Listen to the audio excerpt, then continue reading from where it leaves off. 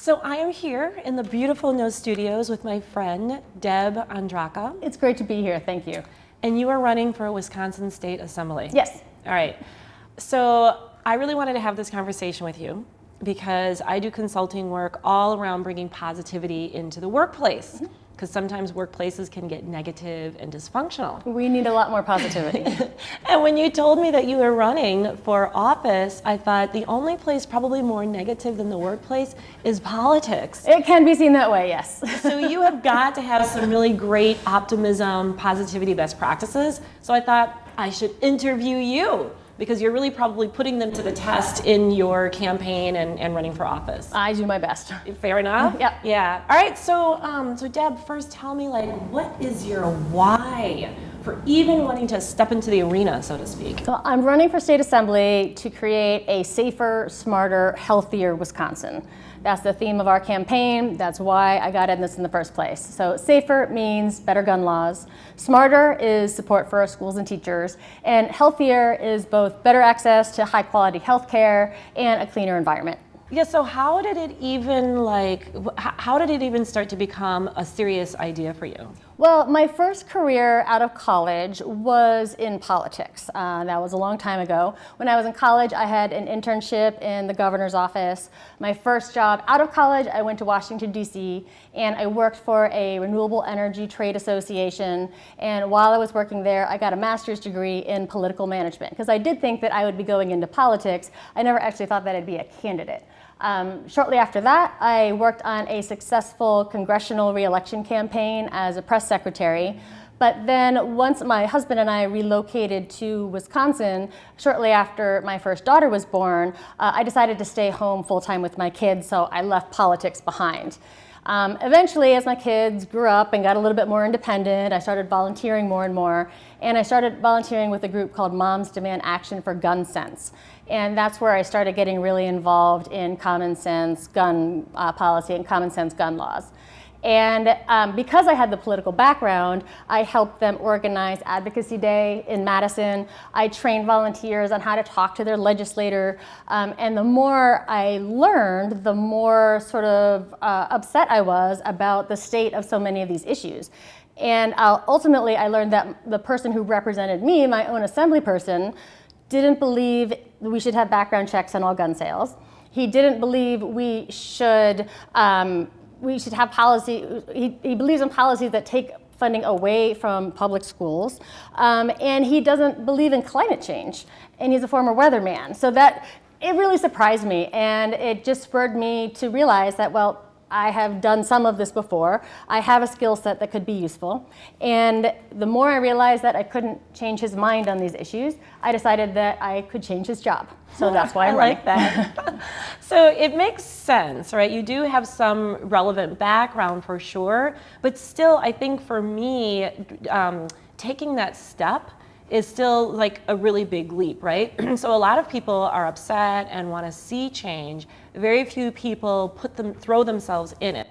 So did you even pause on making that decision to really throw your hat in the ring? Like, did you have to think about it long and hard, or was it a fast decision for you? No, it wasn't a quick decision at all. It was sort of a gradual realization. You think that you can, when you talk to someone and you present something like background checks on all gun sales, it just makes sense to me. It makes sense to just about everybody that I know. And then you come to the realization that, well, you're never going to change this person's mind. So what else can you do? And so my friend and campaign manager, Erin, we worked together with Moms Demand Action. She had just gone through a program called Emerge Wisconsin, which trains women who run for office. And I'm lucky enough to be going through that right now. And she's just like, you are a good candidate. You need to run. And she kept kind of poking me. And eventually I sort of thought, yeah, I think I can do this. This is something that I should do. And then I realized it's something that I had to do because nothing's going to change unless we get new leadership. Right. So it's always nice to have like a friend sort of pushing you a little bit beyond your comfort zone or pushing you before you're completely ready. And the Emerge network of women is just fantastic. They are there to cheer you on, and they give you the skills and the tools and the confidence, quite frankly, that that you can do this. So that's interesting. So, we had two, well, more than two, we had a bunch at one point, pretty viable candidates for presidency, women candidates for the presidency. None of them made it to the finish line in terms of Democratic candidates. This program, it's called what, Emerge? Emerge. Emerge. Yeah. Emerge Wisconsin, but it's also in about 36 states or so.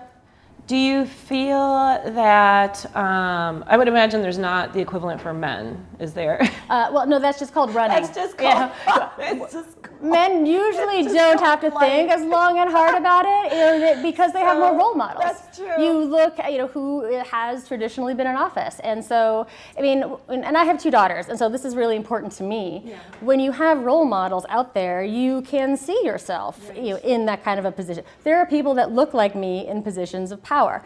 We're starting to see more and more women enter public office. There's been a couple of legislatures that have actually tipped majority female, which is very exciting.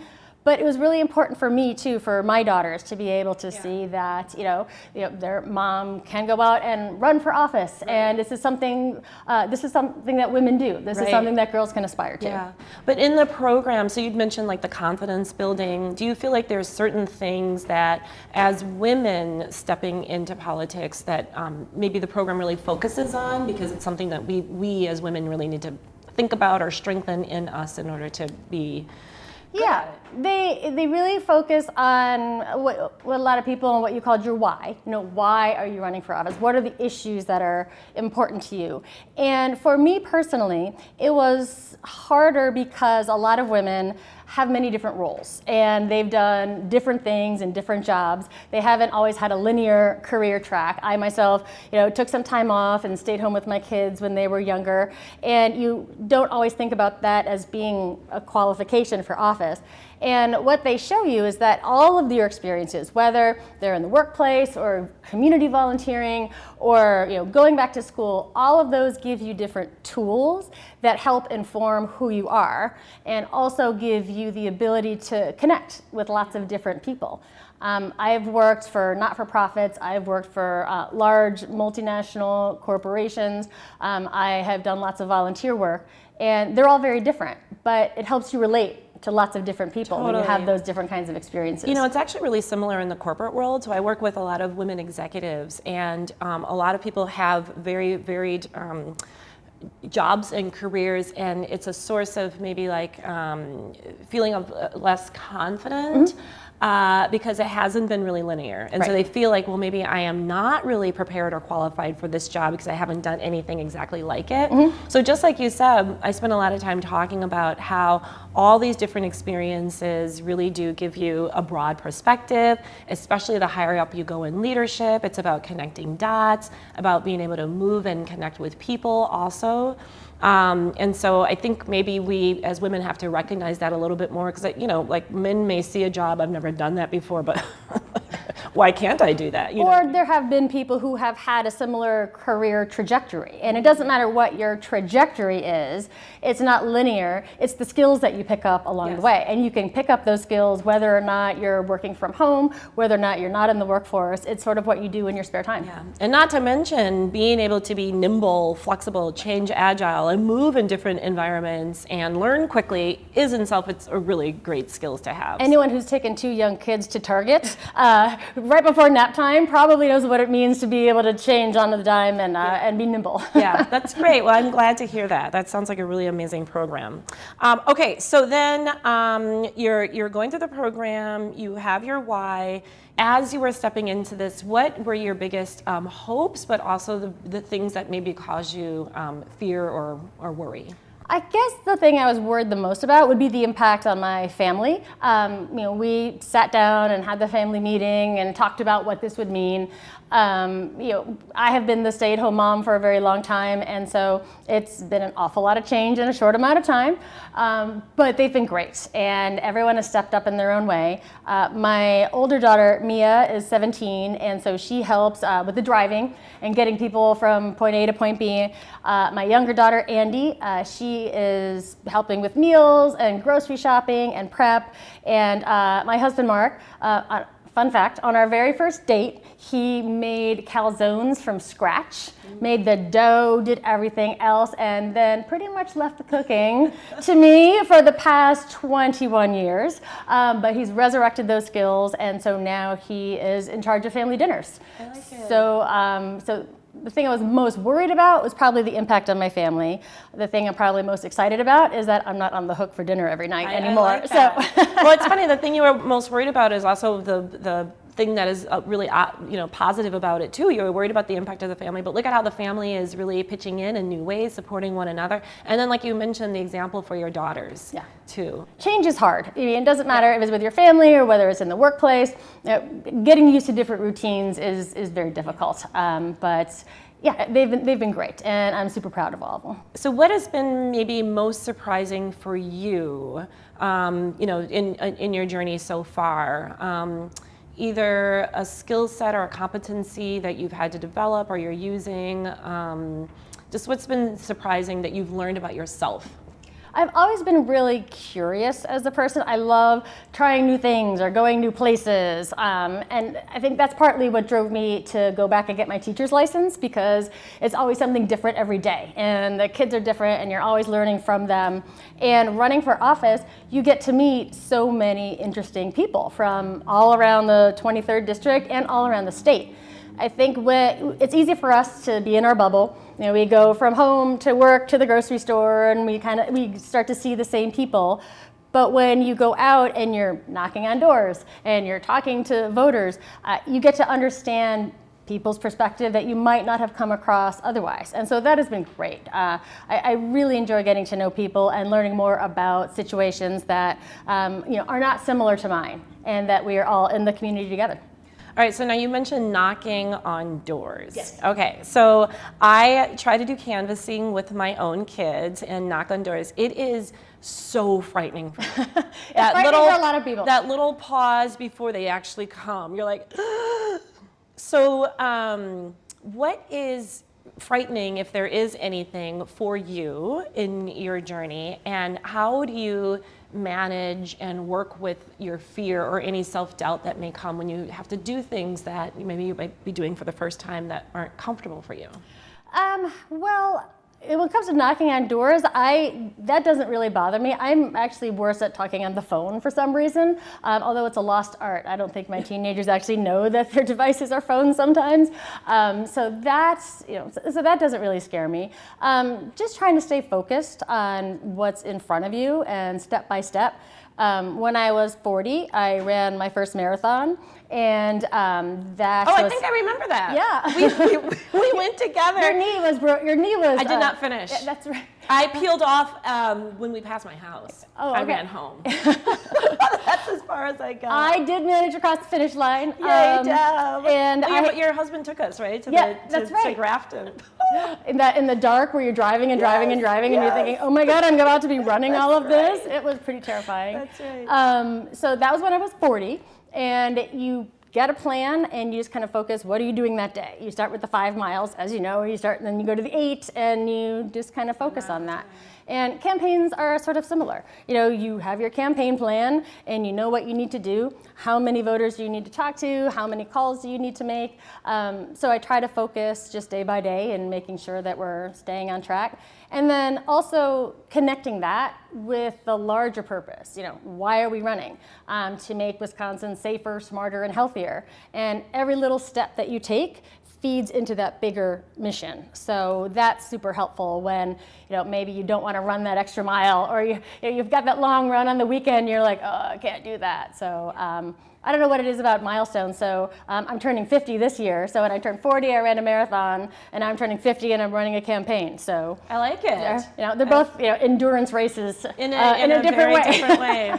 I like that. So that's really good advice. So basically, have a plan and just do the work of the plan. And the more you focus on the work or the task in front of you, you really don't have time for all that self-doubt and negative self-talk to seep in, right? And then keep reflecting on the why are you doing this? So you have purpose behind it. The why, and also trying to cultivate gratitude. That is something that's been really important to my family ever since the kids were little. every night before dinner, we used to have what is called saying thankfuls. And every person has to say one thing that they're thankful for, big or small, either something nice that they did to someone else or something good that happened in their day.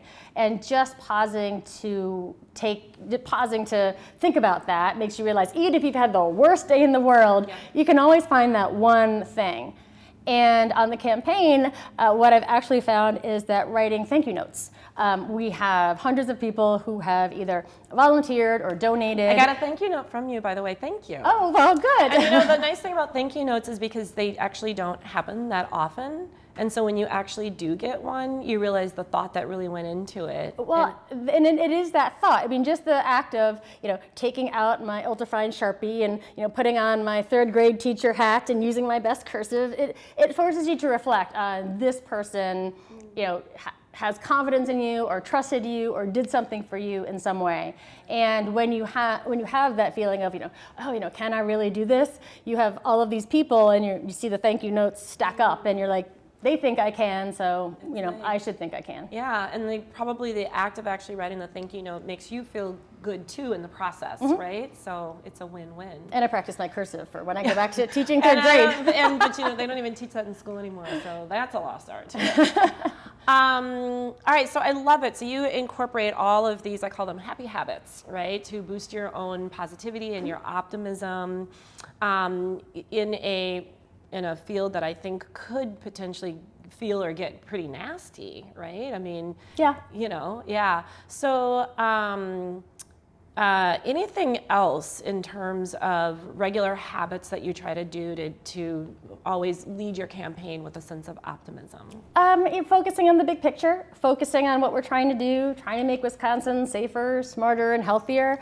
And when all else fails, a good playlist. There you go. What's on your playlist? What do you put on to really get you in a good mood? I've got a Lizzo playlist that really puts you in a good mood. Can't go wrong that with you Lizzo. can, if you're going door to door or talking to people or just want to put a smile on your face. And if it's singing in the car, no one sings Madonna better than I do, quite frankly. So my daughter you must say so yourself. My daughter will not confirm that because I'm a terrible singer. But you just put the windows down. But you down. sing anyway. I do. Which is great. Yes. My daughter is actually very talented, aspiring actress. She had the lead in her middle school musical, and she sings. I have no idea where that talent came from because it clearly did not come from my side of the family. Yeah. And she will remind me that, no, Mom, you're not the singer. So she is. Yeah, there's nothing like teenagers to keep you humble. Yes. Yeah. Right? Well, people will say, why are you going into politics? It's so mean and it's so nasty and people are fighting all the time. And I say, well, first of all, I lived with 2 teenagers and I've taught kindergarten. So difficult people are kind of my thing. It's your thing. It's your specialty. When you're talking about people being negative, what I have found that when you talk in person with someone and you focus on the values that you share, you have a lot in common. I mean, it's very easy to throw out a snarky tweet or to say something mean online or to criticize, but when you're face to face, it's a lot harder. And when you're talking about values like we all want to have a safe community, we all want to have clean air, we all want to feel safe at home and at school and at our places of worship, that's a place that you can agree on. Now you might differ in the details, but it's another way to stay positive and to connect with something that we share rather than our differences. Yeah, I think that's so important in terms of that personal relationship to bridge differences and to find what you agree on. And usually there is so much. I think we really overlook the power of just sitting down and having a conversation with someone. So I do a lot of diversity and inclusion training. And one of the best things in terms of bridging differences and bridging across diversity is simply just to get to know the person, right? And it's usually when we don't know someone or we don't have facts, that's when stereotypes seep in because we try to make up, information to close that gap. But it's when we actually get to know someone. And I had the experience of, so I'll be very honest, and maybe this is why I'm so amazed by you, and I could never do what you do, because the dimension of diversity I struggle with is political difference. I really have a hard time, sitting down with someone with different political views, and you have to do that all the time. Well, you should do that all the time. I mean, one of the big problems I think we have is that the parties just talk to each other. And with the gerrymandering situation that we have here in Wisconsin, it is possible to just deal with members of your own party because your elected representatives don't have to be responsive to the voters when it's gerrymandered. They just have to be responsive to their party. And that's partly what feeds into these differences. But we need to cross party lines. I mean, I would love to talk to someone, and I do talk to a lot of people who disagree, because you want to understand their perspective rather than just assuming that they're wrong. Right. Now, where are they coming from? How did you arrive at that conclusion? What are the facts behind it? I know I've changed my mind on a lot of things just having some of these conversations. And even if you don't agree, just understanding where that person is coming from, it helps to bridge some of the divisiveness. Absolutely, and that's such an important skill, just in terms of like communicating across differences. Seek to understand. You don't have to agree, but just simply seek to understand, which requires listening. I did want to ask you then, what do you find most challenging? Most challenging is probably staying focused on the big picture day after day, because you can get lost in, I have to talk to these many voters, I have to do this, and I have to do this. Do you have your why written down somewhere? Do you actually pull it out and read it and look at it? It's in my head, it's pretty ingrained. So it's with you wherever you go. It's on my brochures and it's on my website, so I see it an awful lot. Yeah. Okay. All right. So Deb, really great tips. Wonderful to hear sort of like your mindset and your own techniques for staying positive and being able to do something that I think is actually really, really hard to do. Very admirable. So some fun questions just to get to know Deb. Who are you? Your morning routine. Well, I like to start the day with boot camp. I've been going to the same boot camp. Is it Catherine? Yeah, you know Catherine? I did that for like 10 years. Yeah. So, I like to start the morning, at least 2 or 3 mornings a week with her, because you get your exercise out of the way for the day and you are done. So, but that means she does not joke around. No. It's like called boot camp for a reason. It's no joke. It's heavy weights, it's a lot of work, a lot of hills. In the summer, it's down at the lakefront, which is beautiful. I mean, watching the sun rise out of Lake Michigan is gorgeous. So that's how I like to start my day. Nice, I like that. Okay, so, and then what about breakfast? Do you eat breakfast? Yes, when I'm on the run, it's probably a protein shake. Or yogurt. Yeah. Nothing wrong but with that. Probably most often it's really boring oatmeal. Like kids are like, Mom, that's so boring. Maybe we go out for breakfast or we'll go to Blue's Egg or someplace and I will order oatmeal. No, oatmeal's making a comeback. Well, I think so. Oh, absolutely. And you can jazz it up with fruit and bananas. Those kids do not know what they're talking about. Yeah. Well, I'll be fine in the senior home because it's all like bland food. Right. Okay. Anything that you've read or consumed lately, if you've got a favorite podcast or a book or a movie, something that has inspired you recently? Oh, well, I love podcasts because it's like reading on the run. A lot of them are political these days, just to stay up with current events. When I'm not listening to political podcasts, Pop Culture Happy Hour from NPR is one of my favorites. And the book that I'm finishing right now is called The Overstory, which is this massive book about trees. You said trees? Trees, yes. Okay. It's about trees and how the trees are connected, and it's lots of short stories, and the characters gradually get interwoven. I have been finishing it for a while because by the time I go to bed, I usually read 2 pages and fall asleep. So it's taken a while, but it's been worth it. It's a novel? Yeah. Interesting. Okay, I'm gonna have to check that one out. What would we most likely find you doing on a Saturday when you're not campaigning? On a Saturday when I'm not campaigning. We don't have too many of those Saturdays, but I'm not campaigning anymore though. How about just what's your favorite way to relax? Favorite way to relax is probably to go for a walk with my dog and my husband down to Lake Michigan. So we bring the tennis ball. I have a Labradoodle. She's a tennis ball addict. We'll chase a tennis ball until she collapses. So just to walk down to the lake and catch up with my husband and find out what's been going on. Nice. And then, what is something people would be surprised to learn about you? Surprised to learn about me.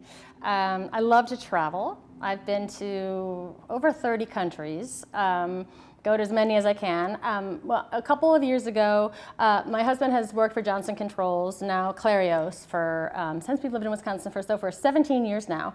And we did an expat assignment with Johnson Controls, and we lived in Singapore for 2 years. And so my kids did elementary and middle school there for 2 years, and that was really fun. And we got to travel a lot. So we got to go to Japan and Australia and New Zealand and Thailand and Cambodia, so that was pretty awesome. Very cool. Yeah. Very cool. Well, Deb, thank you for spending time with me. Oh, well, thanks I for really having me. enjoyed, And thanks for talking to having you. us here at No Studios. This is Yeah. absolutely beautiful space. And I said we're going to have your victory party here too. So Awesome. I look forward to that. I do too. Thanks. Thanks.